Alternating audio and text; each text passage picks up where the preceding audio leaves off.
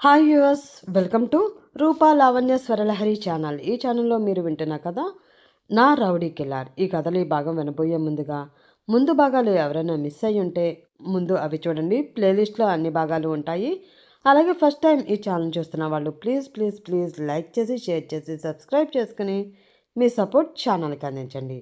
ఇంకా లేట్ చేయకుండా ఈరోజు ఈ భాగంలోకి వెళ్ళిపోదామా మరి? అమ్ము, ఎందుకు అలా డల్గా ఉన్నావు? ఏమైంది అని అడుగుతాడు అక్షయ్. ఏం లేదు అక్షయ్ గారు, నేను బాగానే ఉన్నాను అంటుంది. అమ్మో, నన్ను అక్కి అని పిలవచ్చు కదా. నువ్వు ఇలా డల్గా ఉంటే నాకు ఏదోలా ఉంటుంది. అవును, మనం టిఫిన్ కూడా చేయలేదు కదా. ఎయిట్నే కదా అవుతుంది. బయట టిఫిన్ చేసి కాసేపు మాట్లాడుకుని ఇంటికి వెళదాం. అలేకికి నేను ఫోన్ చేసి చెప్తాలే, ఓకేనా అంటూ కార్ని దగ్గరలో ఉన్న రెస్టారెంట్కి పోనిస్తాడు. అసలు అమ్ముకి నైట్ నుంచి పిచ్చి పట్టినట్లు అనిపిస్తుంది. అసలు శ్రీను ఎందుకు అలా మాట్లాడాడు?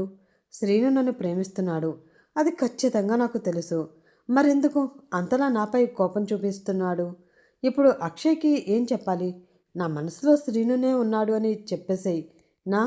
లేదు, ముందు మెల్లిగా అమ్ అమ్మా నాన్నలకి చెప్పాలి. వాళ్ళని ఒప్పించాకే అక్షయ్ గారికి చెప్పాలి. లేదంటే చాలా ప్రాబ్లం అవుతుంది అని ఆలోచిస్తూ ఉంటుంది అమ్ము. అక్షయ్ రెస్టారెంట్ ముందు కారు ఆపి పద అమ్ము అంటూ తను కూడా కారు దిగుతాడు. ఇద్దరూ లోపలికి వెళ్తారు. నీకేం కావాలి అమ్ము అని అడుగుతాడు అక్షయ్. కాస్త తలనొప్పిగా ఉంది, ముందు ఒక కాఫీ తర్వాత ఇడ్లీ అంటుంది అమ్ము. నాకు కూడా ఒక కాఫీ ఒక దోశ తీసుకురండి అని వెయిటర్కి చెప్తాడు అక్షయ్. చెప్పమ్మూల్య, ఎక్కడికి వెళదాం? షాపింగ్కి. నీకు ఏం కావాలో అన్ని ఐడియా ఉన్నాయి కదా. మనకి తోడుగా అలేఖ్యని నీరజని కూడా తీసుకువెళ్దాం. మనకి కొంచెం హెల్ప్ చేస్తారు. ఈరోజు రేపు ఇంట్లోనే ఉండి అత్తయ్య మామయ్య వాళ్ళతో కొంచెం సేపు టైం స్పెండ్ చేయి. నెక్స్ట్ డే నుంచి మనం షాపింగ్ స్టార్ట్ చేద్దాం, ఓకేనా అంటాడు అక్షయ్. ఈ 2 రోజుల్లోనే అమూల్య వాళ్ళతో మాట్లాడాలి అని అనుకుంటూ, అలాగే అక్షయ్ గారు, ఈరోజు రేపు నేను కొంచెం రెస్ట్ తీసుకుంటాను అంటుంది అమూల్య. ఇదే మంచి టైం. అమూల్యకి శ్రీను గురించి మొత్తం చెప్పాలి. తను చిన్నది, ఏమీ తెలీదు అని అనుకుంటూ, చూడు అమూల్య, శ్రీను కొన్ని విషయాల్లో మంచివాడు అయి ఉండవచ్చు. అలా అని అన్ని విషయాల్లోనే కాదు. నీకు బయట ప్రపంచం గురించి ఏమీ తెలీదు. ఇంకా చదువుకుంటున్నావు, అందుకే తనని మంచిగా అనుకుంటున్నావు. అతను ఎన్ని ఫ్రాడ్స్ చేశాడో తెలుసా? ఎన్ని ప్లేసెస్ కబ్జా చేశాడో. చాలామందిని వెనక ముందు ఆలోచించకుండా చంపేశాడు. విజయవాడలోనే కాదు, మన ఆంధ్రప్రదేశ్ తెలంగాణ అంతటలో కూడా అతనిపై చాలా కేసులున్నాయి. ఒక 3 ఏళ్లలోనే అతనిపైన 150 పైగా కేసులు ఉన్నాయి. అంటే నువ్వు నమ్ముతావా? నువ్వు మంచిదానివి కాబట్టి నీకు అందరూ మంచిగానే కనిపిస్తారు. నీతో మంచిగా ఫ్రెండ్లీగా ఎన్ని రోజులు ఉన్నాడంటే దాని వెనక కూడా ఏదో పెద్ద ప్లానే ఉండి ఉంటుంది. నా మాట విను అమూల్య, జరిగిందంతా మర్చిపో. అసలు ఇదంతా నా వల్లే అయ్యింది. ఆ ఇందిరాగాడిని నమ్మి నిన్ను ఇన్ని రోజులు ఇబ్బంది పెట్టాను. నిజంగా సారీ అమూల్య అంటూ అమూల్య చెయ్యి పట్టుకుంటాడు అక్షయ్. వెంటనే తన చెయ్యి వెనక్కి తీసేసుకుంటుంది అమూల్య. అంత చెప్పినా కూడా ఏం మాట్లాడకపోయేసరికి అసలు అమూల్య మనసులో ఏం ఉంది, ఏం ఆలోచిస్తుందో తెలియక, శ్రీను గురించి చెప్పా కదా, తనని కొంచెం ఆలోచించుకొనివ్వడమే బెటర్ అని ఇంకా ఆ టాపిక్ ఆపేస్తాడు. ఈలోపు వాళ్ళు ఆర్డర్ చేసిన ఫుడ్ కాఫీలు వచ్చి కామ్గా తింటూ ఉంటారు. అక్షయ్ అమ్మునే చూస్తూ ఉంటాడు. కానీ అమ్ము మాత్రం తన పక్క టేబుల్ దగ్గర కూర్చున్న అమ్మాయినే చూస్తూ ఉంటుంది. అలేఖ్యకి లేట్ అవుతుంది అని ఫోన్ చేయడం అక్షయ్ మర్చిపోతాడు. అందుకే అలేఖ్య కంగారుగా అక్షయ్కి ఫోన్ చేస్తుంది. హలో అక్షయ్, ఎక్కడున్నారు? అమ్ము అక్కడి నుంచి బయలుదేరిందా అని అడుగుతుంది. బయలుదేరిపోయాం అలేఖ్య, టైం ఉంది కదా అని సరదాగా మాట్లాడుకుంటూ దారిలో టిఫిన్ చేస్తున్నాం. ఫోన్ చేసి చెప్దామనుకున్నాను, మాటల్లో పడి మర్చిపోయాను అంటూ అమ్ముని చూసి చిన్నగా నవ్వుతాడు అక్షయ్. అమ్ము అసలు అక్షయ్ వైపు చూడకుండా ఎటో చూస్తూ ఉంటుంది. రెస్టారెంట్కి వచ్చినప్పటి నుంచి ఆలోచిస్తూనే ఉంది. కానీ మధ్యలో వాళ్ళ పక్క టేబుల్లో ఎవరో ఒక అమ్మాయి మొహానికి స్కార్ఫ్ కట్టుకుని వచ్చి కూర్చుని కంటిన్యూగా వాళ్ళనే చూస్తుంది. అక్షయ్ అదంతా పట్టించుకోకపోయినా అమ్ము మాత్రం చూస్తూనే ఉంటుంది. అమ్ము ఆ అమ్మాయి వైపు చూసేసరికి వేరే వైపు తల తిప్పేస్తుంది. ఎవరి అమ్మాయి? ఆ అమ్మాయి కళ్ళని ఎక్కడో చూసినట్లుంది, కానీ ఎవరో తెలియట్లేదు. అలా మా వైపు ఎందుకు చూస్తుందబ్బా?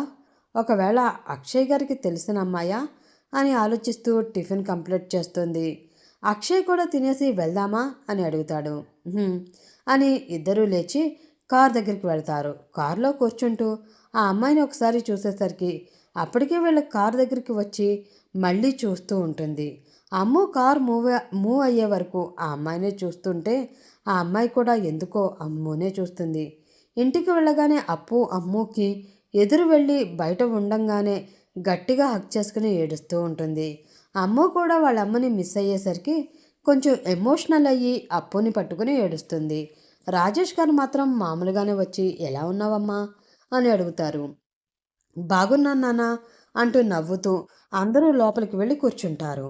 నేను ఇంకా బయలుదేరుతాను మావయ్య, నాకు కొంచెం పనుంది, మళ్ళీ రేపు వస్తాను అని అమూల్య వైపు చూసి ఎల్లుండి నుంచి మనం షాపింగ్ స్టార్ట్ చేద్దాం అమూల్య, ఓకేనా అంటూ చిన్నగా నవ్వి బాయ్ చెప్పి వెళ్ళిపోతాడు అక్షయ్. కోచింగ్ ఎలా ఉందమ్మా, తొందరగానే వచ్చేసావు, మీ ఫ్రెండ్స్ అంతా ఇంకా అక్కడే ఉన్నారా అని అడుగుతారు అమూల్య వాళ్ళ నాన్న. అవును నాన్న, ఇంకా అక్కడే ఉన్నారు, ఇంకో 1 మంత్లో కంప్లీట్ అవుతుంది, అప్పుడు వచ్చేస్తారు, నేను మెటీరియల్ తెచ్చేసుకున్నాను, ఇంకా ఇంట్లో ప్రిపేర్ అయితే సరిపోతుంది అంటుంది అమూల్య. టిఫిన్ చేసావా అమూల్య అని అడుగుతుంది అప్పు. తినేసామమ్మా, ఇప్పుడే అయ్యింది, మరి ఇప్పుడు ఇంకేం వద్దు అంటూ అలేఖ్య కోసం చుట్టూ చూస్తూ ఉంటుంది. అలేఖ్య తన రూమ్లో ఉంది, వెళ్ళి కలువు అంటుంది అప్పు. అమూల్య అలేఖ్య కోసం వెతుకుతుంది అని అర్థమయ్యి అలాగే అమ్మా, నేను ఇప్పుడే వస్తాను అంటూ అలేఖ్య రూమ్కి వెళుతుంది అమూల్య. అలేఖ్య ఫోన్ చూస్తూ బెడ్ రెస్ట్కి జారబడి కూర్చుని ఫోన్ చూస్తూ ఉంటుంది. అక్క, ఏం చేస్తున్నావు, బిజీనా, నేను వచ్చినా కూడా కనీసం హాల్లోకి కూడా రాలేదు, ఏమైంది అని అడుగుతుంది తన పక్కనే కూర్చుంటూ. అలేఖ్య సీరియస్గా అమూల్య కళ్ళలోకి చూస్తూ నీతో నిన్న నీరజ్ మాట్లాడాడు కదా అని అడుగుతుంది. అమ్మ కొంచెం షాక్ అయి అబద్ధం చెప్పలేక అవునక్క, కానీ మామూలుగానే మాట్లాడారు, ఇప్పుడు ఏమైంది, ఎందుకంత సీరియస్గా ఉన్నావు అని అడుగుతుంది. నాకేం తెలియదు అనుకుంటున్నావా, నేను వచ్చి నీతో మాట్లాడతాను అని కూడా నీతో చెప్పేశాడు కదా, మీ ఇద్దరికి ఏమైనా పిచ్చి పట్టిందా, మీ బావని కూడా చంపేయాలి అని హాస్పిటల్లో ఆ శ్రీను ట్రై చేశాడు, అప్పుడే అంతా మర్చిపోయావా, అంత జరిగినా కూడా నీరజ్ ఆ రౌడీకే సపోర్ట్ చేస్తున్నాడు, నువ్వు కూడా శ్రీనుని ప్రేమిస్తున్నాను అని చెప్పావంట, బుర్ర పోయిందా ఏంటి, అమ్మా నాన్నలకు తెలిస్తే ఏమవుతుందో కొంచెమైనా ఆలోచించావా అని సీరియస్గా అడుగుతుంది అలేఖ్య.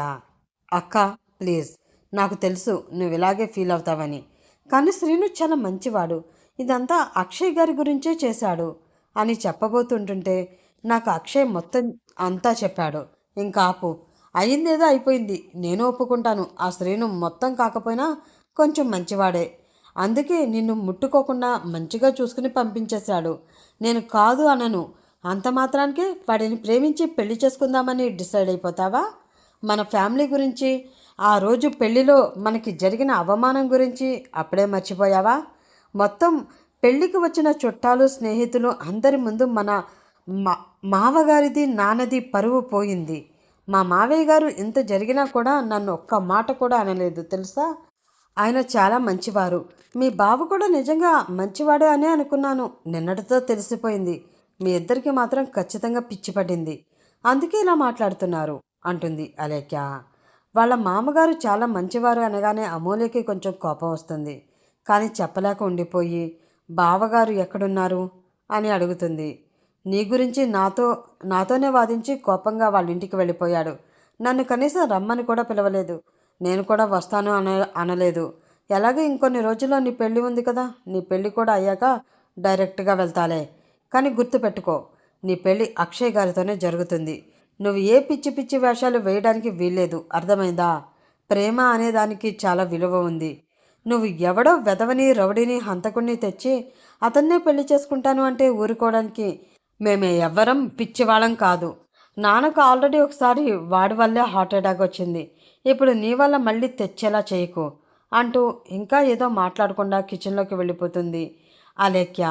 అలేఖ్య అలా అనేసరికి అమ్ముకి ఏం మాట్లాడాలో కూడా అర్థం కాదు. శ్రీను చూస్తే అలా మాట్లాడుతున్నాడు, కనీసం తనని ప్రేమిస్తున్న విషయం కూడా చెప్పట్లేదు, ఇప్పుడు అమ్మా నాన్నలకి ఏం చెప్పి పెళ్ళి ఆపాలి, నాకు శ్రీను అంటే ఇష్టం, అతన్ని ప్రేమిస్తున్నాను అని చెప్తేనే కదా ప్రాబ్లం, నాకు అసలు అక్షయ్ గారు నచ్చలేదు, ఇప్పుడే పెళ్ళికి రెడీగా లేను అని చెప్పేస్తాను అలా అయితే ముందు ఈ పెళ్ళినైతే ఆపొచ్చు అని ఆలోచిస్తూ ఉంటుంది అమ్ము. ఇక్కడ శ్రీను ఇంట్లో అందరూ వెళ్ళిపోయాక శ్రీను అదే పనిగా అమ్ము గురించి ఆలోచిస్తూ తన రూమ్లోనే కూర్చుంటాడు. రాజేష్ కూడా తనని ఒంటరిగా వదిలేసి వెళ్ళిపోయేసరికి శ్రీను చాలా ఫీల్ అవుతూ ఉంటాడు. అమ్ముకు దెబ్బ తగిలిన నెక్స్ట్ డేనే అక్షయ్ శ్రీనుని బయట రెస్టారెంట్లో కలిసి మాట్లాడతాడు. మాటి మాటికి అదే శ్రీనుకి గుర్తు వస్తూ ఉంటుంది. శ్రీను అమ్ముని కొట్టి వెళ్ళిపో అనకముందు అసలు ఏం జరిగిందంటే, హాయ్ శ్రీను, బాగున్నారా అని అడుగుతాడు అక్షయ్. హలో అక్షయ్ అంటూ శ్రీను కూడా వచ్చి రెస్టారెంట్లో ఇద్దరు కలుస్తారు. అక్షయ్ శ్రీనుని చూడగానే అంతకు ముందు రోజు అమ్ముకి దెబ్బ తగలక ముందు తనని శ్రీను కుల్ఫీ అని పిలవడం గుర్తొస్తుంది. ఏమీ లేదు, మీతో కొంచెం మాట్లాడాలి అని పిలిచాను. ఇప్పుడు అమూల్యకి ఎలా ఉంది, తగ్గిందా అని అడుగుతాడు అక్షయ్. తగ్గింది, ఇప్పుడు బాగానే ఉంది అంటూ చిన్నగా నవ్వుతాడు శ్రీను. చూడండి శ్రీను, మీరు చేసేది మంచి పని అయి ఉండవచ్చు, కానీ మీరు చేసే ప్రతి పనిలో రిస్క్ ఉంటుంది. అమ్ముకి మీ మధ్య ఏం జరుగుతుందో నేను అర్థం చేసుకోగలను. అమ్ము చిన్నపిల్ల, కానీ మీకు అన్ని విషయాలు తెలుసు కదా అని అక్షయ్ అనగానే, లేదు లేదు, మీరు తప్పుగా అనుకుంటున్నారు. అమూల్య నేను ఫ్రెండ్స్గానే ఉంటున్నాము. అది తను సరదాగానే మాట్లాడుతుంది అంతే, ఇంకేం లేదు అని శ్రీను నచ్చ చెప్పబోతాడు. నాకంతా కనిపిస్తుంది. ఇప్పటి వరకు ఏం జరిగిందో నాకు అనవసరం. అమ్ము అమాయకురాలు. మామూలుగా అయితే తన మీద మీలాంటి వాడి నీడ పడ్డా కూడా నేను ఒప్పుకోను. కానీ ఇప్పుడు తప్పు కొంచెం నాది కూడా ఉంది కాబట్టి ఇదంతా సహిస్తున్నాను. ఆ రోజు సినిమా హాల్లో కూడా మిమ్మల్ని చూసి చాలా భయపడింది అమ్ము. అలాంటిది ఇప్పుడు మిమ్మల్ని వదిలి అక్కడి నుంచి రాను అంటుంది అంటే మీరు తనని ఎంతగా మార్చాలని ట్రై చేస్తున్నారో నాకు అంతా అర్థమవుతుంది. ఇవన్నీ కాదు, నేను సూటిగా ఒకే ఒక్క మాట అడుగుతాను, సమాధానం చెప్తారా అని అడుగుతాడు అక్షయ్. ఇవే మాటలు వేరే ఇంకెవరైనా మాట్లాడి ఉంటే ఈ పాటికి శ్రీను తన స్టైల్లో సమాధానం చెప్పి ఉండేవాడు. కానీ అమ్ము కోసం ఆలోచించి ఆగిపోతాడు. ఇప్పుడు తను చెప్పే ప్రతి ఒక్క సమాధానం అమ్ము భవిష్యత్తు మీద ఆధారపడి ఉంటుంది. తను అమ్ముని ప్రాణం కంటే ఎక్కువగా ప్రేమిస్తున్నా కూడా అమ్ముని అక్షయ్ పెళ్లి చేసుకుంటే మంచిదని శ్రీను అనుకుంటూ ఉంటాడు. తన మనసులో కూడా అక్షయ్ అంటే మంచి అభిప్రాయం ఉండడం వల్ల గట్టిగా సమాధానం చెప్పకుండా మంచిగా మాట్లాడడానికి ట్రై చేస్తున్నాడు. కానీ ఎందుకు అక్షయ్ అలా అనేసరికి శ్రీను ఇంకా తట్టుకోలేక విషయం చాలా సీరియస్ అవుతుందని అర్థం చేసుకుని తన గాంభీర్యమైన వాయిస్తో చెప్పండి అంటాడు శ్రీను.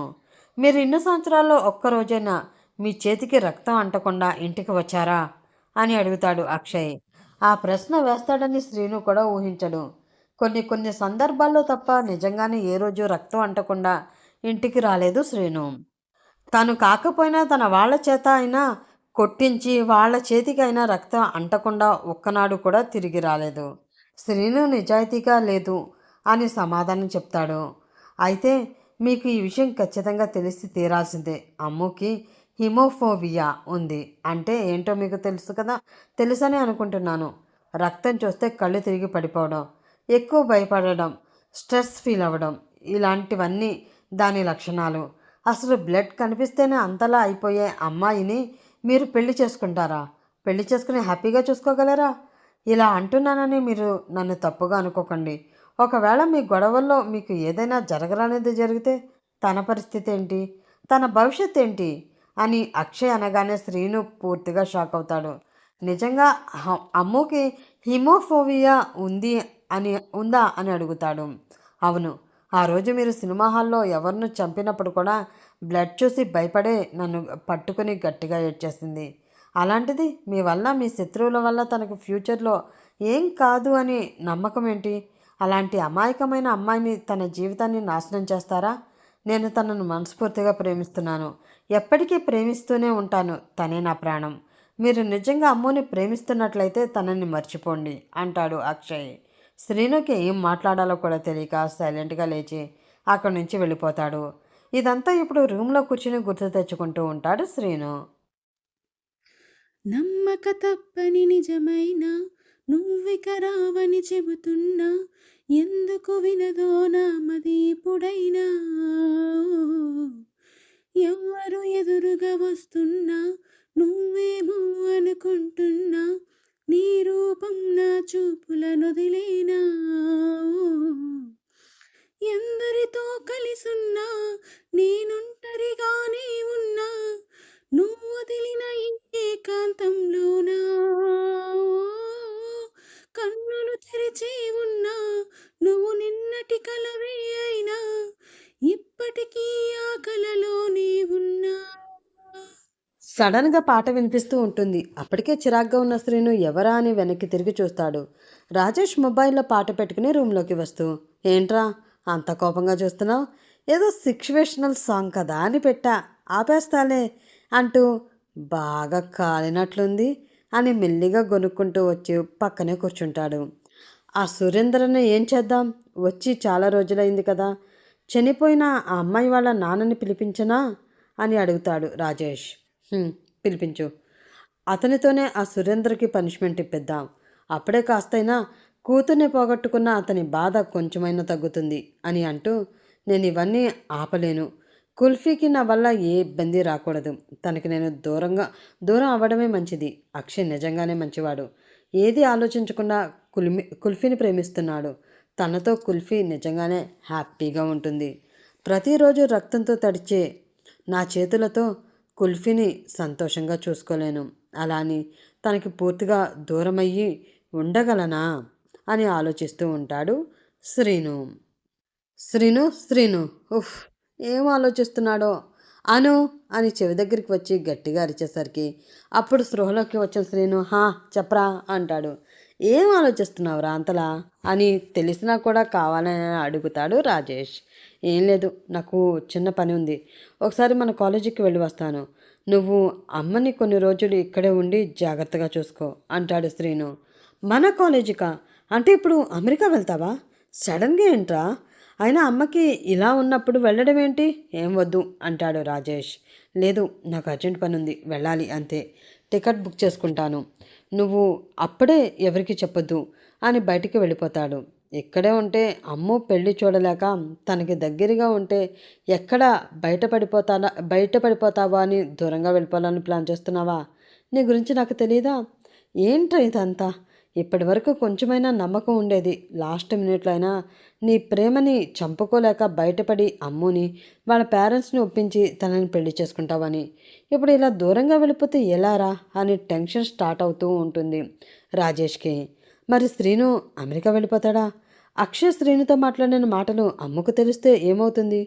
అసలు వీళ్ళిద్దరి ప్రేమ కథ ఏ మూలకి చేరుతుందో తెలుసుకోవాలంటే నెక్స్ట్ పార్ట్ కోసం వెయిట్ చేస్తూ ఉండండి ఫ్రెండ్స్. అలాగే ఈ పాట కనుక మీకు నచ్చితే ప్లీజ్ లైక్ చేసి, షేర్ చేసి, సబ్స్క్రైబ్ చేసుకుని సపోర్ట్ అందించండి.